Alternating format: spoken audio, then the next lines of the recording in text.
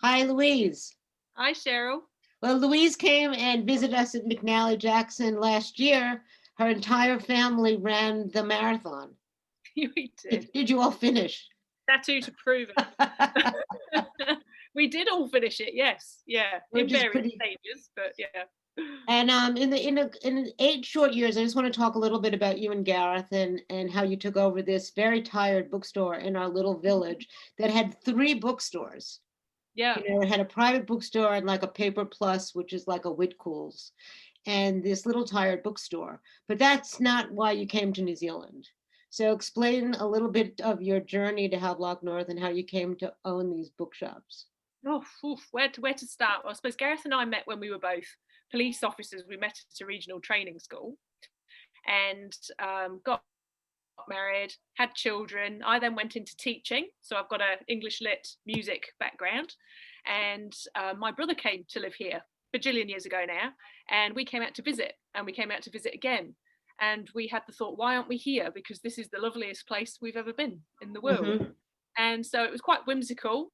And we packed up the 2 children, the 2 cats, and we came over. And here we are. And I taught here to begin with. And right. Gareth was in IT and doing various bits and bobs. But we wanted to work together. We wanted something creative to do together. And like you say, Jan F. Books, by its owner's own admission, she wanted to retire. She was running it down. We saw something in it. People advised us, why are you buying a bookshop? You know, it's 2000 and whatever that would have been. You know, that's a crazy thing to do. But we had a vision and we saw how it could look and the kinds of ways that we could stock it in the events like you guys have and the children that we could get to come in. And we've realised it. And now we have 2 and we're thrilled with it. It's amazing. Yeah, there was a really established bookshop in Napier, which had kind of gone out of its own element. And you created another bookstore in Napier. And yeah. Gareth it's named for Gareth, who is the Great Wardini, who is a hypnotist and a magician, as well as a children's book writer. And he's won some prizes for his steampunk fiction. So I'm just going to ask you a few things. So did you know anything about bookselling before you bought the bookstops? Gareth had worked briefly in a bookstore in a big old department store. It was like the little bit that sold books. He'd worked there briefly when the kids were little. And that was it really. And other than that, I've got an English lit degree. We've both been big readers all our lives. So we just brought the passion for the written word to it. And we hadn't been in business before, but neither of us are silly. You know, you can pick these things up, you can learn. So we learned the business side of it. I've had many calls to the Inland Revenue. Look, I've done this really weird thing. How do I fix this? So, but yeah, you can learn that stuff. But if you bring the book passion with you, you're on a winner.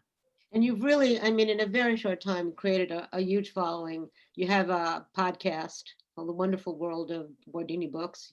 You review books for Radio New Zealand, and you're a great reader of children's fiction. I mean, that's something that's a real, you know, big space in my life. And I want to ask you a few questions. How did the pandemic affect you and the business? Yeah, it was just really, it was so strange, as we all know worldwide, and you've got it worse than us, but it seemed to be, there's a virus, okay, it's quite bad. And then Jacinda Ardern, our beautiful Prime Minister, started to talk more about it. And then all of a sudden it was like, okay, everybody, you got to go home. And it was like that, tomorrow, you're going home. And I just remember turning and looking at Amy, one of our staff members in Havelock North, as she left that day, and we just looked at each other and went, you know, love you. And that's it. And we went home, and it was such a worry because you just didn't know if you'd have a business to come back to. But the government created a wage subsidy that you could apply for immediately before we, you know, the couple of days before we went into lockdown. You applied for it and you had it in your bank account to pay your staff almost immediately, and they paid it out for 6 weeks or something in advance. So we knew that we could pay our staff for that amount of time. And then really it was just about keeping in touch with our community and each other while we were locked down. So we did silly things like we did charades, you know, book charades, and put it out on the Facebook page, and kept in touch with reviews of what we were reading in lockdown on our newsletter. And pretty much, you know, I'm sure you guys have done similar things. Were you selling books through the website, or was that off as well? Not at level 4. So level 4, everything was locked down apart from essential services, you know, your supermarkets and your pharmacies. And then at level 3, we were allowed to sell online.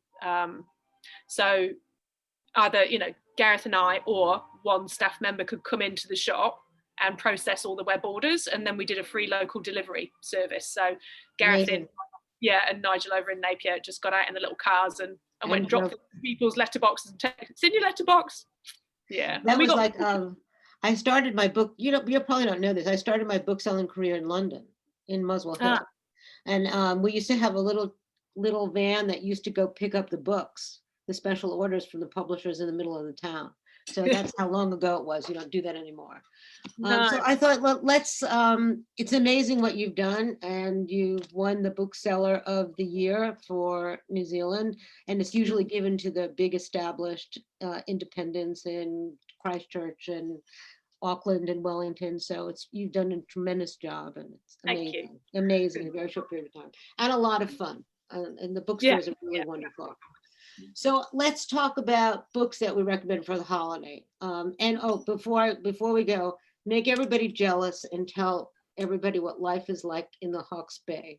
Oh, I'm sorry, guys, but you know, New Zealand's pretty normal at the moment. So we're allowed outside. We're allowed to see our friends. All the restaurants and shops and pubs and everything are open.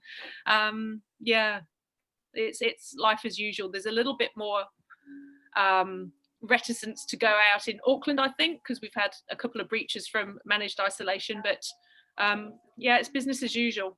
And my heart goes out to you. We're not taking it for granted. That's excellent. Well, the vaccines are coming. Anytime soon. So I thought I'll start by talking about, there's a big display in our store on Black Lives Matter, because it's been such an important, revolution in our society right now that's continuing.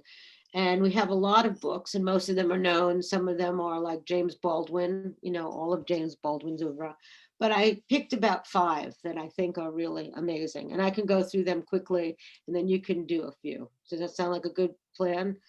Great plan. So the first book that I'm picking is Memorial Drive by Natasha Tretheway. Natasha Tretheway is a Pulitzer Prize winning poet. It's a memoir about the investigation of her life with her mother as Black women trying to venture through the world of America.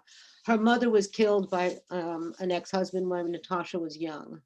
And so I haven't read this book. A number of the books that I'm picking are like books that whenever people come into the store and they say, oh my God, you have to read it, and they sort of get a hitch kick in their breath, this is this kind of a book. And it's really tremendous. So highly recommended, and not too long. This is always very important. The second book that I'm talking about is The Vanishing Half. Everybody, Britt Bennett.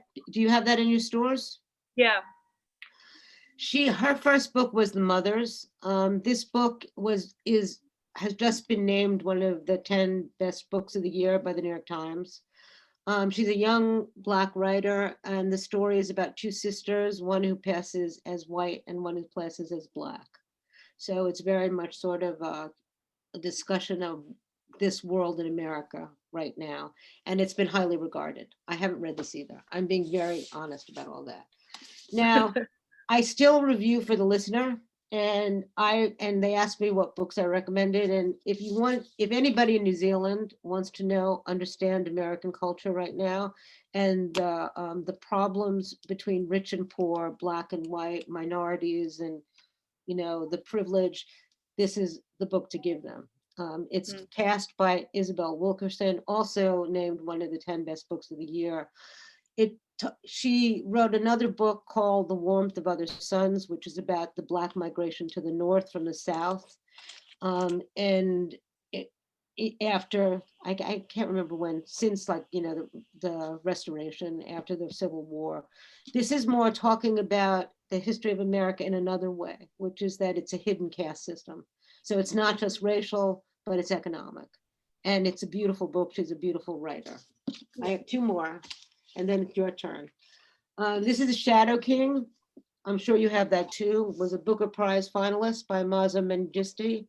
It's about two women in the fight for Ethiopian independence. And it's also a gorgeous second novel, very highly regarded. And then finally, the man who should be given the Pulitzer Prize, the Nobel Prize for Literature, the Booksellers Award of the Year, Mr. Barack Obama. $45 book that we sold quite a few copies of online and in the store. I decided to vote for him after I read The Audacity of Hope. It's an investment, but it reminds us what leaders can be like. Yeah. And he's a beautiful, beautiful writer. And he's really brought the pundits into the bookstores to purchase this book for the holidays. So those are my Black Lives Matter books. Now it's your turn. Barack's selling really well here too. Yeah. Yeah. I think he was #1 actually this week on our bestsellers. So that's great. We love him too. So I'm going to lower the tone a bit now, Cheryl. Oh, that's okay. No, it's not lowering the tone at all, which is quite different. So we talked about my husband Gareth being an author, and these are his books. Oh, here we go. So the first one that he brought up, he won an award called the Tessa Duda Award, and Tessa Duda is a very well-respected author in New Zealand, and she sponsors an award for young adult writers, and this was an unpublished manuscript, and he won, and so he's got a contract with Walker Books. And The Traitor and the Thief is about an orphan who is recruited into a covert operations group that's going to stop the next Great War. So it's kids being in charge of all the stuff that adults are normally in charge of, and it's just a really good steampunk adventure. So it's a steampunk Oxford in this one, and a Victorian setting, and so lots of gadgetry and weird and wonderful stuff, and just fantastic adventure. And its sequel is The Clockill and the Thief, and the Clockill are a very scary sort of clockwork monster. And then and Louise, you have to let people know that, don't you have a steampunk affair every year? Don't you host one? When Gareth launches a book, we have a steampunk ball, and so people from all over New Zealand come down for it to Hawke's Bay, which is on the east coast, and the costumes are just absolutely out of this world, tentacle hats and just the most amazing things. You can probably see some photos on our Facebook page somewhere. And then his latest book, Brass Witch and Bot. So Wrench is an engineer, but she is also an aberration. She has special powers which make her different and make her come under the scrutiny of the regulators, who might want to throw her in prison for her differences. But this regulator, this robot, Bot, where is he? There. He takes her under his wing because she can help him fight the bad aberrations. So he's a bit of a punch first, ask questions later character. She's a more thoughtful girl. So they're recommended for about 10 to 15, but lots of adults reading them too. Excellent. So, and I'll just mention before I hand back to you, Cheryl, we're really lucky because we also have another children's author that works with us in our Napier store, and she's our children's specialist, and that's Adele Broadbent. And this is her latest adult novel, If Only, set firmly in New Zealand. And this is about a girl, Kayla, who she tells a little white line. On any other day, it would have been absolutely fine, but something happens on this particular day that means got this terrible moral dilemma. And in this one, you can see the picture of the whale on the front there. We've got an organisation called Project Jonah, which helps to save stranded whales, and Kayla gets involved with a young man who works for Project Jonah. So there's a strong conservation message in this one too. Bit of romance, bit of teen coming of age and sorting yourself out, protecting yourself in life, and conservation. Excellent. So those are our in-store authors. And those are, and as we all know, that like myself and like Gareth, we are booksellers during the day, writers in the rest of the time. Yeah. Okay, now I'm going to do my food books. I'm like the cookbook lady. I'm going to show a screen. I'm going to share my screen. There's a picture. Oh, it's not here anymore, so I'm not going to share it anymore. So I'm going to stop it. But anyway, so there's a picture of the cookbook table. So I'm going to do my cookbook recommendations for the new year. David Chang. Okay, do you know David Chang? David Chang started Momofuku. And there's a Momofuku Sosebo in Sydney. Okay, and this is a book called Eat a Peach. This is the galley. And it's selling extraordinarily well. It's his memoir. He started out, he had a learning disability. He came from a very achievement-oriented Korean family. He was like the slow kid. He somehow got through college. He went to a good college through through a golf scholarship. And it's a story about how he launched this noodle bar. Like he went to Japan, studied how to make noodles, created this phenomenon called Momofuku, which now has, I don't know, 15, 25 restaurants around the world.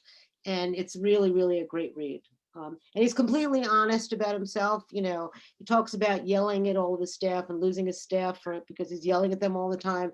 And then he hires like an outside consultant who does, you know, a survey, anonymous survey from all the staff, and he learns from it. But it's great. It's great about how you create and constantly recreate yourself in the restaurant business. Now, I took the Ottolenghi flavor because the covers are different. Really different. Yeah, you know, the covers in the UK and the covers here are completely different. So this is his Ottolenghi's newest one. There's one like every year, there's probably two, but I like this one very much. It's completely vegetarian. And like things like this, I picked ones that I thought the Kiwis would like. Oven fries with curry leaf mayonnaise. I mean, who could not like that? It's very beautifully designed, cardamom tofu with lime greens. I mean, it's a beautiful, beautiful cookbook. It's a great gift. There's a lot of baking books out now. And I'm wondering, like, do they do different? They have to. I think they do the different measurements, like they do in milliliters as opposed to teaspoons and cups. Sometimes they do both. This is just out. It's called A Good Bake by Melissa Weller. And all these baking books now are very instructive. So here's one for the holiday season: cherry and pistachio panettone. Can we all see? Yeah. Gorgeous. And all of these books now have instructions like this for like dodo heads. So you know exactly what things are supposed to look like, and they never look like that, but this is what an aspirational cookbook is. And this is a really like an encyclopedia for baking. It's about breads, cookies, cakes, everything. So this is really, I love it. This is my favorite. And finally, my last one, which is a huge seller, and there's been nothing like it. It's called In Bibi's Kitchen. And it's by Hawa Hassan and Julia Tershin, who herself is a really excellent cook and cookbook writer. And what Hawa Hassan did is she interviewed these cooks, the recipes and stories of grandmothers from 8 African countries that touched the Indian Ocean. So it's of this new style of cookbook where it tells the stories of the historical stories of these recipes, as well as the stories of the women who have carried these recipes over to America, and talks about their journeys from Tanzania to, you know, to New Jersey. There's like Mashara.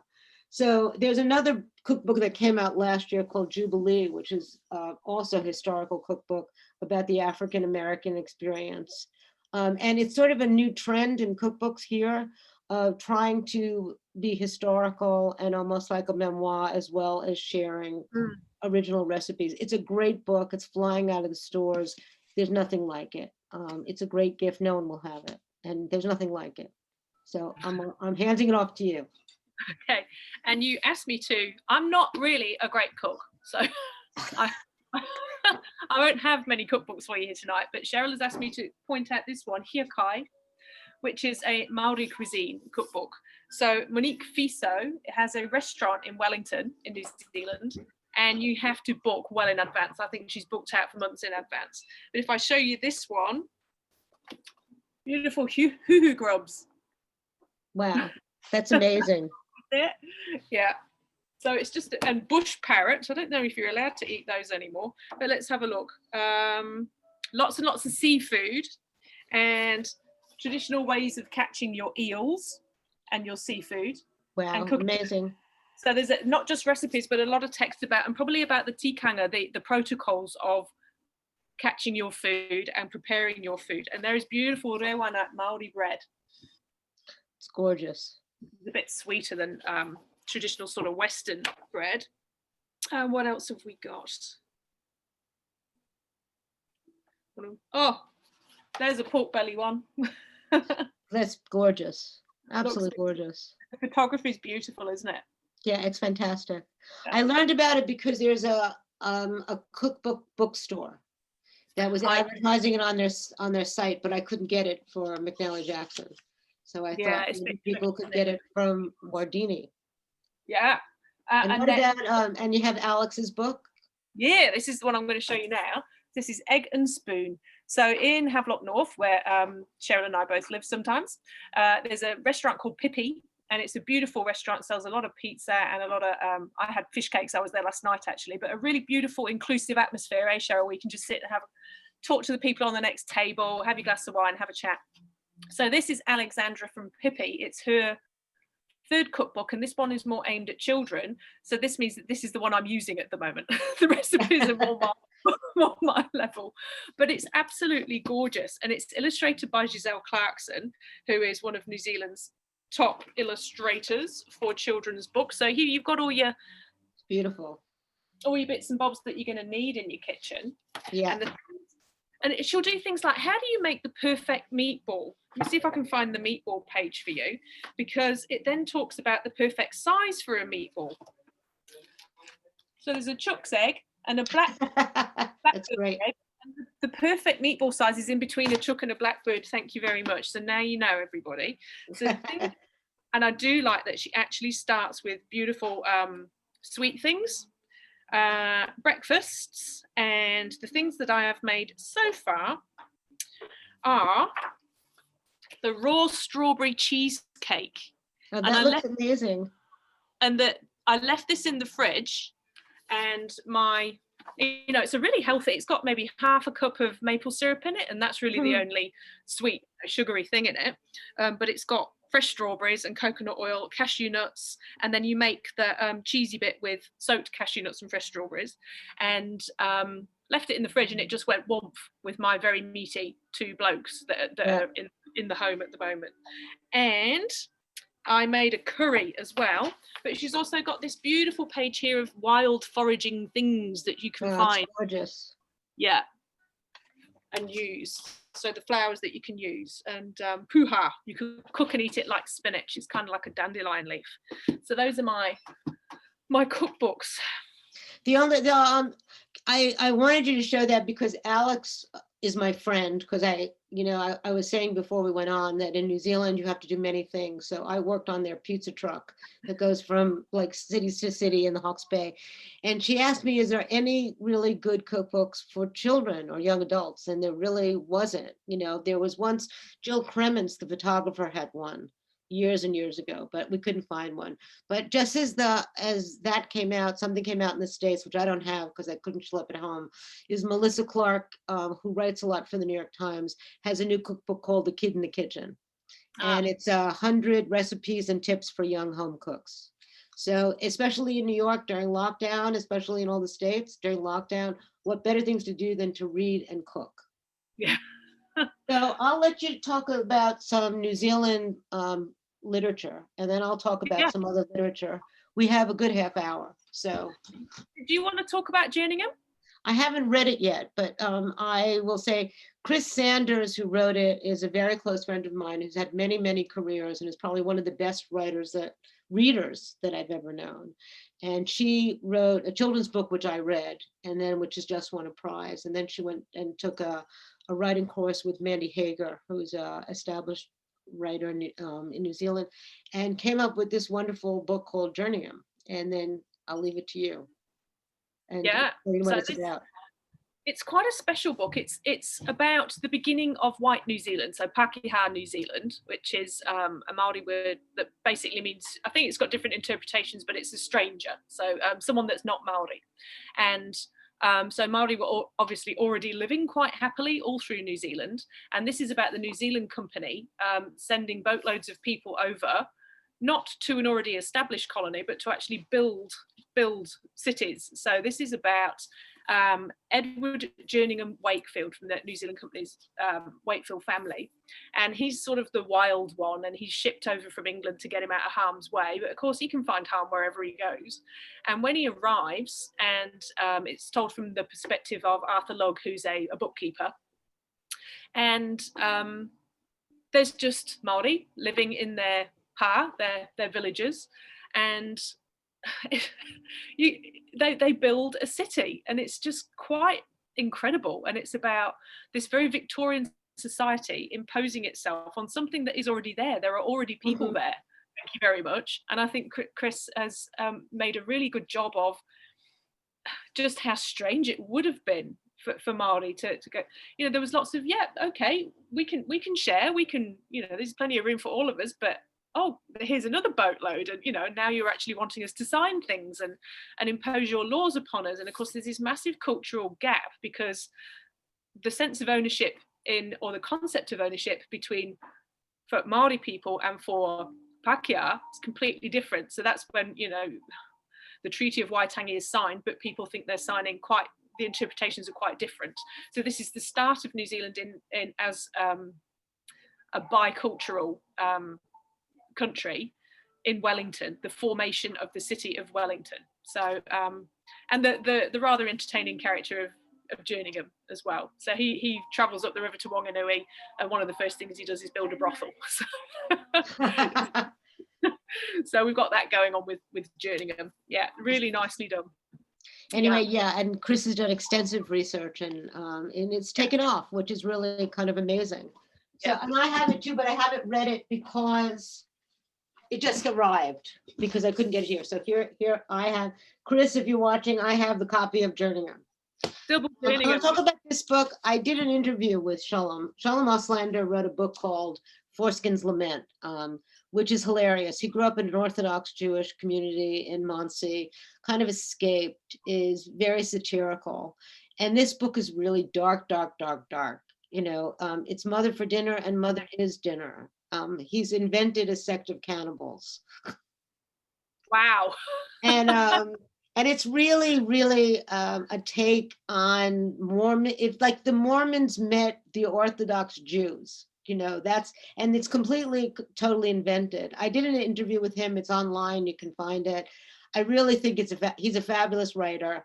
It probably won't get the audience that it should have, because the material is so dark, but it's hilarious in a very dark way. And you need to take a Dramamine, because he goes into extensive length in discussing how you eat someone, He did. And he then told me that the editor cut out half of it. So, but it's definitely a different, wonderful book. Then we have to talk about the Booker Prize winner. Shuggie Bain. He lives in New York, first novel. I think some people were surprised. It's also one of these books that everybody comes in and just gasps when they say they've read it. They said it's just really amazing. He's a designer, came from a very poor background in Glasgow, grew up with his mother, gay. And for some reason, I don't know if it's the same in New Zealand. Do you have Ocean Vuong's, Yeah. So that all these gay novels are now black and white covers, and they all look alike. And I don't know what it is. Like, I don't know if they hire the same designer to do the same covers. Our Ocean Vuong one is quite a colourful colour, actually. So our Ocean Vuong is also black and white, and Garth Greenwell's, book is also black and white. And it's just come out in paperback, and it's won the Booker. And I advertise myself a little bit.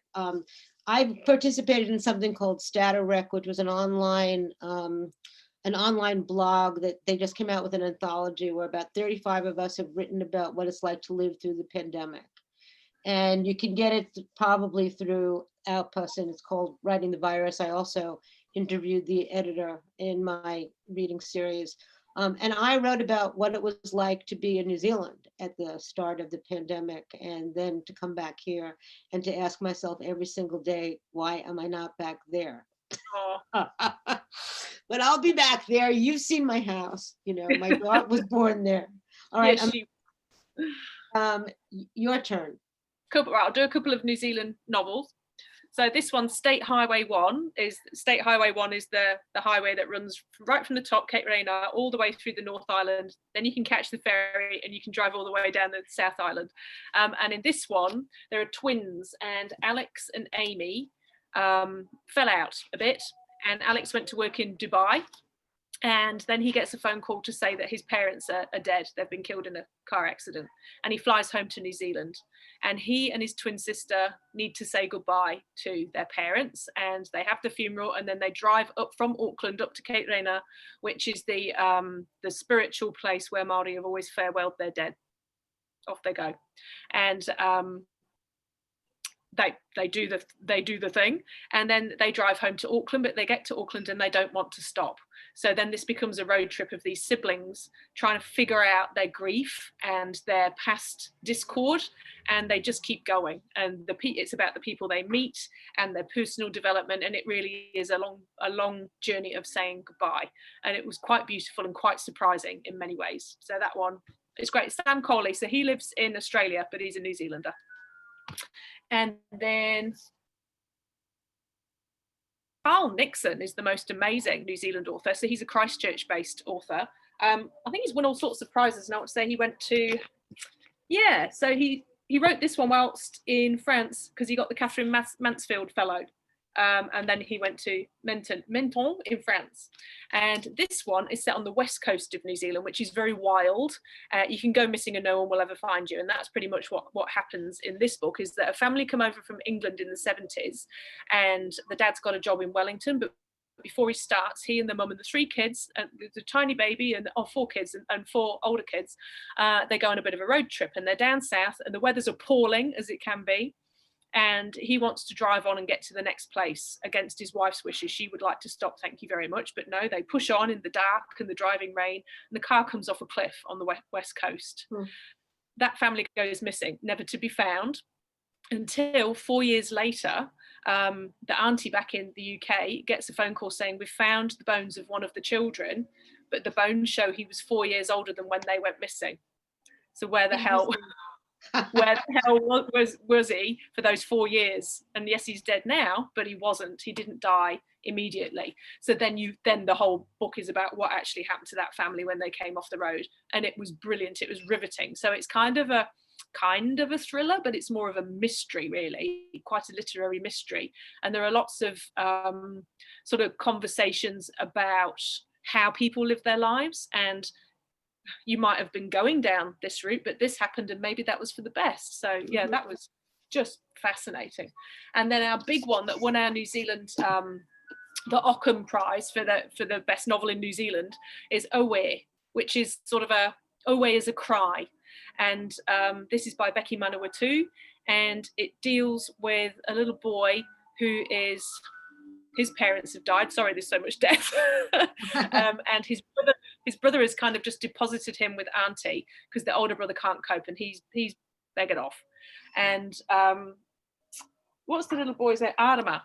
So Ari is left with the auntie, and the uncle's not very nice. There's a little Pakeha girl next door that he becomes great friends with, and it is about them navigating this violence that's happened around them and in their homes, and the sort of historic cyclical violence of gangs in New Zealand. And Becky Manawatu has done it really sensitively and really beautifully because it's told from the perspective of the children.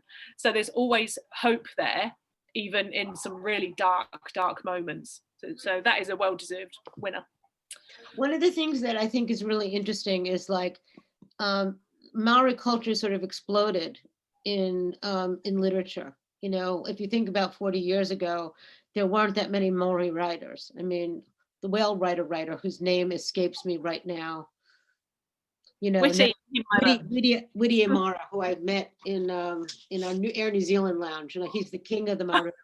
But the same thing here is like all these native voices are coming through. You know, I mean, and then I think that people don't realize how integrated Maori culture is in New Zealand. I mean, we also have used Maori language, and we all are becoming more and more acquainted with the culture. And these voices, these poets, these singers, these novelists are coming through, and it's very exciting. It's very exciting for New Zealand. Yeah. I have some more. I have a few, and then what's our time thing? Okay. You must have this too. Helen McDonald's Vesper Flights. H for Hawk was one of the best nonfiction books I've ever read. She dealt with the grief of losing her father, by training a falcon. And this is a selection of her essays, mostly natural. She's really extraordinary.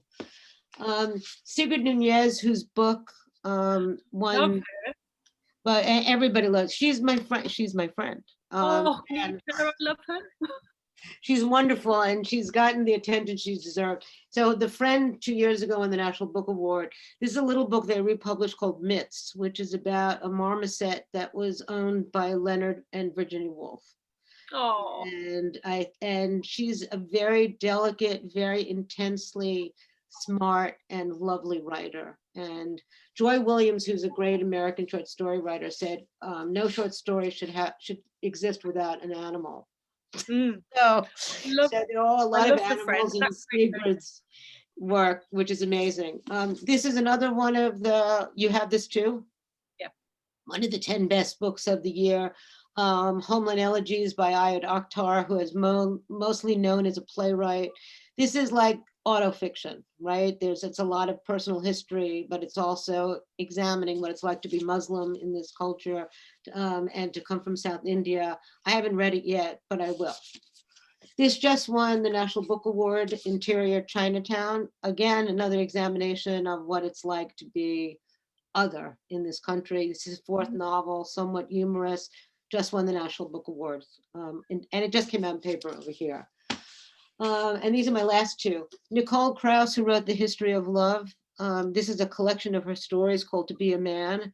This is the reason I brought this book out, is because it's one of those books when people come in the store, they say, oh, they go, oh, you have to read it. It's unbelievable. And I said, I wasn't so crazy about The History of Love. Like there are a few books I don't like that the rest of the world likes, and that's one of them. The Luminaries is another. I couldn't stand The Luminaries, but they say that the stories in these are absolutely exquisite. So something to pick up. And then this last thing, which I'm reading now, called Margot Affair by a young American writer called Sanae Lemoine. And it's kind of based on Mitterrand. It's told to the point of a young girl who's a love child between a famous politician and an actress, and is trying to figure out her place in the world. It's very French. It reminds me of like the Nanny Diaries. There's something about French novels that are very navel-gazing, but lovely and sweet and kind of wistful and charming. And so it's a good way to escape from the constant barrage of pandemic horror and in America, Trumpian horror. Are you finding that my suggestions? Those are your suggestions.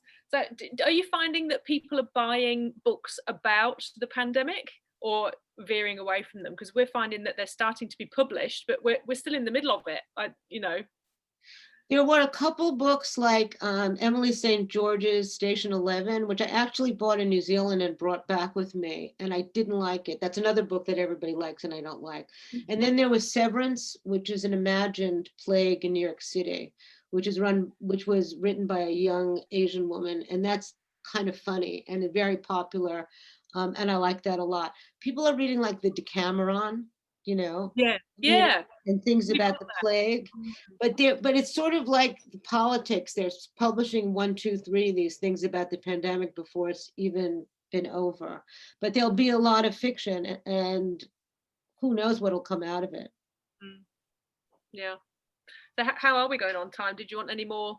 Yeah, we have more. It's all yours. More books. Well, we've got in New Zealand a publishing house called Bridget Williams Books, who you'll be familiar with, Cheryl, and they do these little BWB texts, which are sort of quite cheap, thin, little, mostly political or ideological texts. So this one is called Imagining Decolonisation, and there's a lot of talk at the moment about what decolonisation could mean. It's confronting, it's quite scary, but these are a series of writers that have said, well, imagine this: you grow up as a Māori child, and you go to Kohanga, which is an immersion, a single language school, and then you go to high school and you're thrust into this Pākehā world, and it is completely different, and you're repressed again. So it really is just starting those conversations, which we're having, which ties in with your Black Lives Matters, about there's more than one way. Thank you very much. Yeah, so that one's been going really well. It's been good to see a big, large section of society coming in and wanting that book and wanting to think about a new way, And then we've got a beautiful book of short stories by New Zealand author Karen Phillips called Glass Houses. And that one is just so, it's elegant writing of things that really do affect us all, but mostly older people. So they're stories of love and loss. And it might be the elderly couple who live in Auckland, but their son and his son live in Australia. So they never see their grandchild. Or it might be the older chap who is getting his wife's clothes ready to label because she's got to go into a dementia care facility. And just these beautiful, sad human stories. So I like that very much. And then no roundup would be complete without Selina Tusitala-Marsh, who is just the most wonderful, wonderful poet and storyteller, and was our poet laureate. So this one is about how she grew up. She is Samoan, Scottish. She's got lots of stuff in her, and how she was this tall, thin girl growing up with wild, what she calls Afakasi hair, and how she met the poet Sam Hunt, very famous New Zealand poet, at school. And he was tall, and he had wild hair, and he played with words. And it's about her suddenly thinking, well, we're quite similar. All I need is a dog. He's got a dog. And her realizing that she had a place for her words, and that it's called Mophead because the kids always call her Mophead at school because this is her heritage. That's great. Yeah, and she is the most beautiful, wonderful human being. So, and she's illustrated it herself too. And then she was the Commonwealth poet too. So she had to go over to England and write a poem and perform it in front of the Queen. And she's written Mophead 2, which tells of her experience in England and the sort of class society and the way she was looked up and down a bit by certain elements. Well, one of the things about New Zealand and how we all are a little, we're like a village in New Zealand, is Alex, who wrote Egg and Spoon, used to host, I don't know if she still does, poetry readings, and Sam Hunt used to come all the time and do poetry. Yeah. So there's this little enclave, and also Dick Frizzell, a great artist, also used to live in the Hawke's Bay and did a lot of work. And so there's a lovely community. Frizzell's coming to our shop on Friday. Is he? He has a new book, doesn't he? He's got a new book, Me According to the History of Art. So he's placed himself at the center of that. Yeah, and he's very entertaining and very creative, and yeah. Well, I think one of the things that's interesting, you asked about what are people reading about or about the pandemic. There's been much more emphasis because of the Black Lives Matter movement. I mean, there are all these books like How to Be an Anti-Racist, all these books about, what is it? I can't remember the name of it, about the fact that there are so many Black men in prison. Carceral capitalism, that's the word. There's another. So there's a lot of sort of people trying to inspect their own beliefs and their own prejudices within the context of this crazy government, and then people really rising together to sort of have a unified voice. It'll be interesting to see what's happening because there is such a division. And I think in New Zealand, like when I would be on the radio, I would try to explain it because it's not easy to explain, just like it's hard to explain to Americans the influence of Maori culture. There's been always a strain of xenophobia and populism in America, and it's sort of really come to a head through this person who's occupying the White House, whose name I cannot, speak. No, you don't have to. But I do have in the back I have a shrine of hope, and our mutual friend Steve and Diana Reckman sent me a Jacinda, thing you put on the Christmas tree. Because I asked for some Jacinda magic before the election, so they said she's there with David Ginsburg and Barack Obama. Oh, I'm glad she's there. She should totally be there. Yeah. She's amazing. She's just really, really done so much for the country and for the world. Yeah. But it is a massive time of flux and change, isn't it? And I think, yes, we've got a global pandemic, and we've got climate change and children marching in the streets and shouting and bringing attention to these issues. And that's great, because then we can do something about it if we are all looking into our hearts and figuring out how we can make it a just world. Do you think that there's been more reading since the pandemic, or have you seen any marked difference? Yeah, I mean, as soon as we were able to open our doors again at level 2, we were physically distancing and signing in and hand sanitizing and all that kind of thing. Then we were really, really busy with people wanting to come back into the shop. There were tears because people have missed being out and they've missed being in their bookshop. And we have not seen it stop. So we're here now in December and we are busy as ever. And I think a lot of money that was probably going offshore. Yeah. People are keen to keep it here because everyone's, worried about the economy and just supporting the local community. There's a lot of shop local sentiment occurring, so that's a good thing. It's good for small businesses. Do you have to fight the big A too? Does that take as well? Do people say, well, I can just get it online and I can get it cheaper? Yeah, but they can't get it quicker these days, so that's something that's come back to. And we're not polite about the big A anymore, it's just that, it's not a sustainable business model.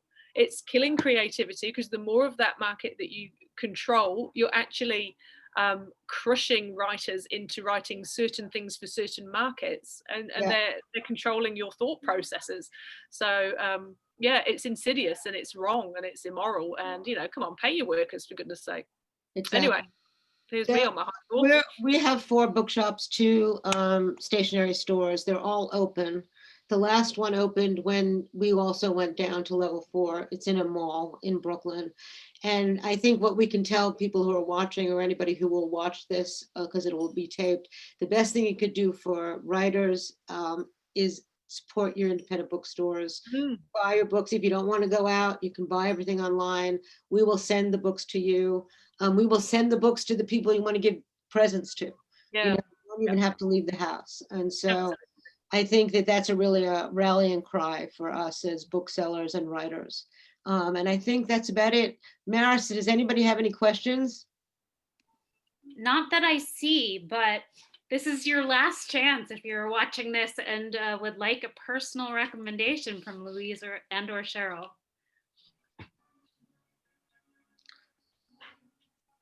I think that's it then. I think that's it. Anyway,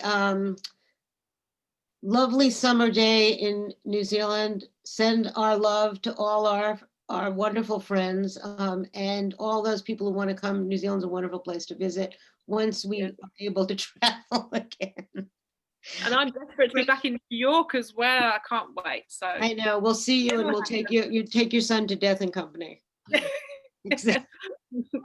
And thanks for doing this, Louise. It means a lot to me. It's been lovely. It's been delightful. Thank you. Okay, and give Tonks a biscuit from us. Yeah, give Bella a hug. Big hugs. And thanks, Maris. What a pleasure. Good Have night. a good night.